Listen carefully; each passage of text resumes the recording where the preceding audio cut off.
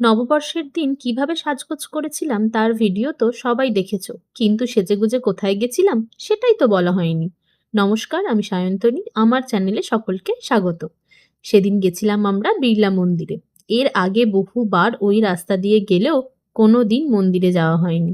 আর যাওয়ার পথে আরুষ তো প্রায় ঘুমিয়েই পড়েছিল। এদিনও যে মন্দিরে যাব বলে বেরিয়েছিলাম ঠিক তা নয়। হঠাৎই ঠিক করি ওইখানে যাব, কারণ আরুষের দুই প্রিয় মানুষ সেখানে গেছিল। আমরাও শেষমেশ গিয়ে তাদের সঙ্গে দেখা করি। আর ঘুম থেকে উঠে আরুষের অবস্থা দেখো, একদম কাঁদো কাঁদো অবস্থা। বেচারা কিছু বুঝতেই পারছে না হঠাৎ করে কোথায় চলে এসেছে। মন্দিরের ভিতরটা ভীষণই সুন্দর, কিন্তু ফটো বা ভিডিও করা যেহেতু একদমই নিষিদ্ধ ছিল, তাই সেভাবে সব রকম ক্লিপ আমি নিতে পারিনি। একটু একটু করে নিয়েছি আর কি, চুপি চুপি। যারা যারা গেছো তারা তো জানোই, আর যারা যারা এখনো যাওনি তারা একবার হলেও ঘুরে এসো। ভীষণ সুন্দর মন্দির। এই হলো আরুষের দুই প্রিয় মানুষ, যাদের বাড়ি আমাদের পাশেই, কিন্তু ওরা একটু তাড়াতাড়ি বেরিয়ে যাওয়ায় আমাদের যাওয়া হয়নি।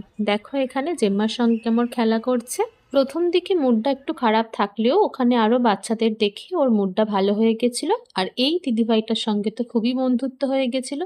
তারপর দেরি হয়ে যাচ্ছিল বলে আমরা বাড়ি চলে আসি, আর জেম্মা যা ওরা একটু খেতে গেছিল। আমরা যাইনি, কারণ আমাদের বাড়িতেই খাওয়ার প্ল্যান ছিল। দেখা হবে অন্য একটা ভ্লগে। আজ তাহলে আসি। সবাই অনেকটা ভালো থাকবে। টাটা।